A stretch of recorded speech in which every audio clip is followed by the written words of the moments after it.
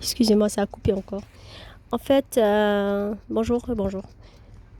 Selon la religion, il faut se demander est-ce que c'est légal la tarwa.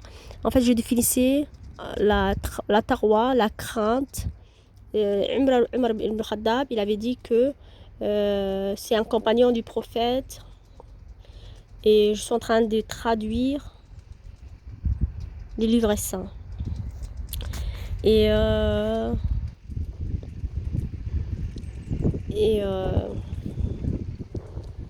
et vous allez m'excuser, il faut lire comme ça se suit parce que sinon c'est un peu compliqué parce que des fois j'essaye de m'approcher du micro et je touche sans faire exprès.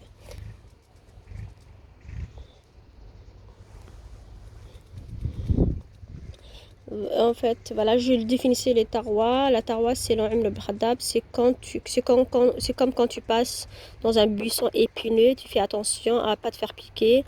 Ces mêmes, ces mêmes précautions pour Al-Tarwa, il faut toujours se demander est-ce légal ou pas, selon la religion.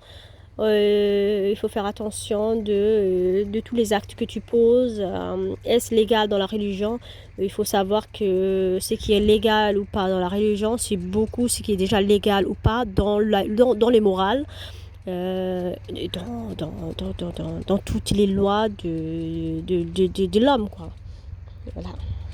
Selon Ali ibn Talib, la taqwa est la crainte du plus grand dans le sens du Dieu, voilà, celui qui dépasse toutes les petites créations, le grand créateur.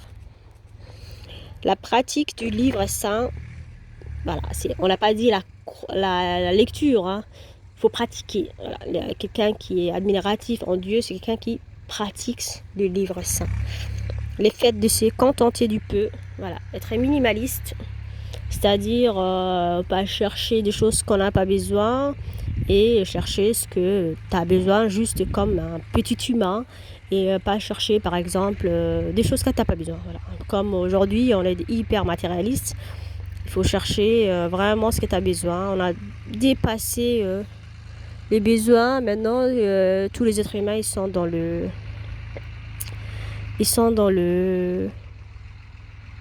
beaucoup d'humains sont dans les matériels, sans réfléchir. Il faut réfléchir, c'est dommage. Il faut réfléchir avant d'acheter quelque chose et se dire est-ce que j'ai vraiment besoin. C'est ça le minimalisme en fait, c'est ce que tu as besoin. Les choses que tu n'as pas besoin, bah c'est pas du minimalisme. Et la religion elle te dit qu'il faut être minimaliste, c'est-à-dire acheter ce que tu as besoin.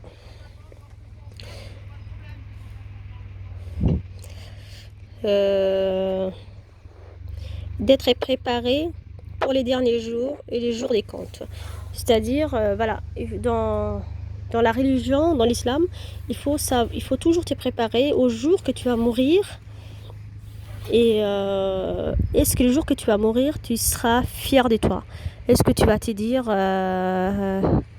ben moi j'ai vécu cette vie correctement, sainement, honnêtement, et que je suis prête que s'il y a même un autre être supérieur qui va me juger, que j'aurais pas quelque chose à me reprocher. Voilà, il faut être prêt, comme si même si tu vois pas, que tu avais des comptes à rendre à quelqu'un. Là, je philosophe la religion parce que moi, je suis croyante, mais je sais qu'il y a beaucoup de gens qui ne croient pas ou qui ne croient pas forcément à la même religion que moi. Et j'invite aussi à m'écouter pour la diabolisation des religions s'enlève et qu'on prend parce que les religions se ressemblent vraiment beaucoup, que ce soit du bouddhisme, l'islam, peu importe les religions, moi je trouve que ça se ressemble beaucoup et qu'on prend ce qu'on a en commun et qu'on a beaucoup de choses en commun que des choses qui sont différentes. Et c'est dommage de gâcher toutes les choses qu'on a, plus de choses qu'on a en commun pour les petites choses qu'on est différents. La couleur de peau, l'endroit où on habite, etc. Voilà, c'est la fin. C'était pour conclure cette petite partie. je suis déjà... je vais finir par la troisième définition de Al-Taqwa ou l'admiration de Dieu selon le prophète Mohammed. Selon Mohammed, la meilleure des foi est la croyance de l'absent. Le fait de croire à un être supérieur, un être suprême au travers, excuse-moi, à un être suprême à travers seulement des écrits. Voilà, selon les prophètes Mohammed, paix et bénédiction sur lui, on dit souvent ça dans l'islam, à chaque fois qu'on parle du prophète, paix et bénédiction sur lui, c'est une façon de le bénir ou de dire son bienfaisance ou de le remercier pour tout ce qu'il nous a rapporté. Voilà, c'est une façon de reconnaître les gens qui nous font du bien et les prophètes Mohammed ou tous les prophètes nous ont quand même beaucoup appris. C'est une façon d'être reconnaissant. La reconnaissance est très très importante dans la religion et même dans la vie de tous les jours, que ce soit de nos parents ou voilà, c'est une forme de spiritualité. Et voilà, il y a des gens qui prennent ça pour une contrainte, mais c'est juste une façon de remercier le prophète. Et de les bénir, bien sûr. Le prophète a dit que le meilleur, c'est de croire en l'absent. C'est le fait de croire juste par des écrits qu'il y a quelqu'un derrière, et je crois à cette personne qui est derrière, c'est ça la crainte. Voilà, ça se rapproche un peu à mes intuitions. C'est le fait d'être plus admiratif et croire, je dirais croire que craindre. Voilà, c'est ça. Sinon, je vous remercie beaucoup de m'avoir écouté. Je vous invite à me faire un petit commentaire, un petit j'aime et à venir grandir avec nous en toute conscience. Comme j'aime beaucoup entendre, comme j'ai appris beaucoup de choses à travers beaucoup de gens et je